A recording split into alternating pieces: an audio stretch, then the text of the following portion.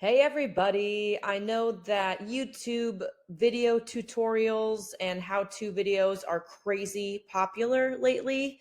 They get a ton of views, so I want to show you guys how you can use Wheat to record and organize your how-to videos, specifically a feature called chapters.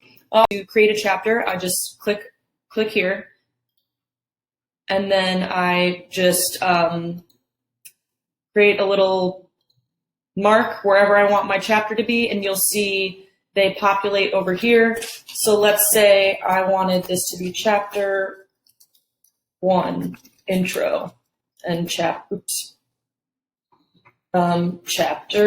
2, product demo, whatever you think will be helpful for your audience to understand so they can navigate to the information they need right away.